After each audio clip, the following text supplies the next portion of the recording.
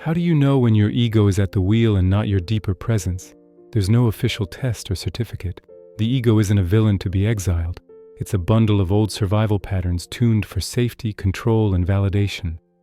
When the ego drives, the story gets louder than reality. When presence takes the wheel, the quiet doesn't disappear. It becomes light, and you see more clearly. The first sign is compulsive defensiveness and the need to be right.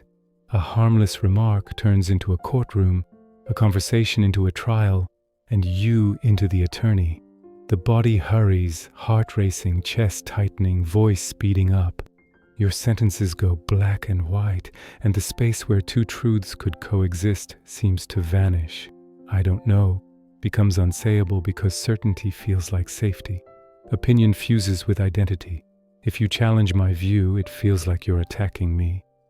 Breaking free begins with a sliver of space. My perspective is not myself. That realization doesn't weaken you.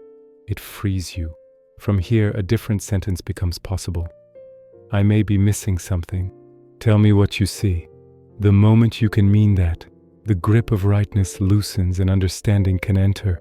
The second sign is constant comparison and the hunt for specialness.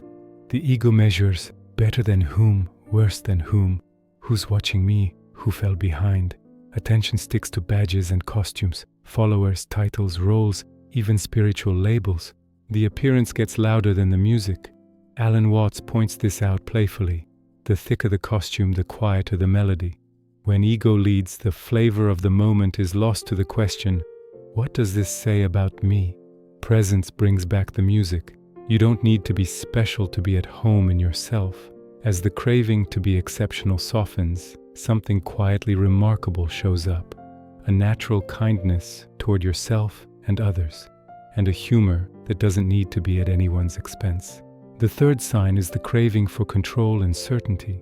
The ego prefers the map to the terrain, and if reality won't fit the map, it tries to bend the terrain. Over-planning, micromanaging, a private war against surprise, as if safety could be ironed into the day. Invisible contracts with the future steal the present. Every move becomes a tool for some later outcome. Anxiety disguises itself as responsibility. Rigidity rebrands as consistency. Clenching calls itself perseverance. In Eckhart Tolle's language, the pain body wakes up and feeds on fresh drama. Presence isn't anti-plan, it's anti-blindness, the kind that makes the plan more important than the facts. Trust here isn't naive faith. It's a grounded yes to the next clear step. It's wu-wei in action, not forcing but finding the river's bed. The map can serve you again, but the living terrain leads. The fourth sign is attachment to drama and to your story about what happened. The ego loves to cast roles, victim, persecutor, rescuer, and replay the same play in hopes of a different ending.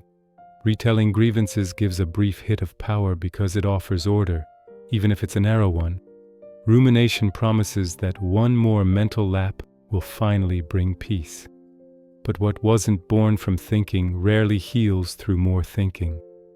Story outruns fact with words like always and never, and it's just how it is for me. Presence isn't anti-story, it's pro-reality. What's true now? What is the next decent sentence I can say? What is one concrete thing I can actually do? From here, a wave becomes a wave again, and not the whole ocean. The fifth sign is distorted boundaries, either none at all or walls of stone. The ego says yes to everyone to stay lovable or says no to everyone to stay untouchable. In the first case, quiet resentment accumulates because unspoken no's burn holes on the inside. In the second, isolation grows because the wall keeps warmth out as well as harm. A boundary born of presence is surprisingly simple, warm and clear at once. It doesn't apologize for existing, and it doesn't attack in the name of protection. It sounds like this: I can't take this on right now. Or in this tone, I can't connect well. Not harder than necessary, not softer than possible, and precisely for that reason, more human. A true boundary isn't against the relationship, it's for it. It holds a space where truth and love can both be present. If you look closely, each of these signs is trying to do the same thing. Feel safe, just by the loudest means available. Defensiveness promises you won't be hurt. Comparison promises you'll finally be enough. Control promises you won't be surprised. Drama promises pain will make sense. Walls promise invulnerability. There's no evil intention in these moves. There is fear and memory. That's why the ego doesn't need to be destroyed. It needs to be seen. Not exiled from the house, just moved from the driver's seat to the back seat. Eckhart Tolle's image helps here too. Thoughts are clouds. You are the sky. When the ego is driving, a cloud pretends to be the whole sky. When you remember the sky, clouds can be clouds. Arriving, thickening, dissolving, passing. Presence isn't a sterile silence. It's a wide field where both the pleasant and the difficult can pass through without knocking you over. From that field, a different voice speaks, one that neither defends nor attacks, but is precise. From that field, a different action arises, one that doesn't spring from fear, but from clarity. From that field, a different humor returns, the kind that gives you back your breath at the end of a heavy day. People often ask how to tell the ego apart from conscience or healthy self-protection. The inner signal is simple. Am I contracting or expanding? If after what I say the inner space narrows, the body tightens, and my field of view collapses to one single option, chances are the ego has the mic.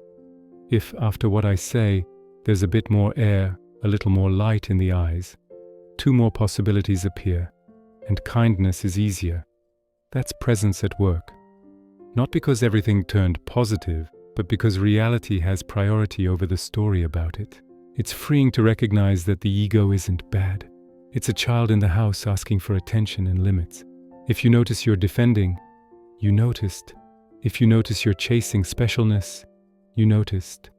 If you notice the micromanaging, the story spinning, the wall building, you noticed. And the moment of seeing is already a change of driver. Seeing shifts the tone of your voice. The tone shifts your next move. Not all at once, not forever, but a little today and a little tomorrow, quietly and for real. In daily life, the change often looks like this. You don't answer the heated email immediately. You notice what's happening in you first, and your reply lands cleaner. You don't meet a cutting remark with a sharper blade. You answer with clarity instead of sting. In uncertainty, you don't force a decision at any cost. You leave a breath of space where the decision can clarify. That isn't passivity, it is precise participation.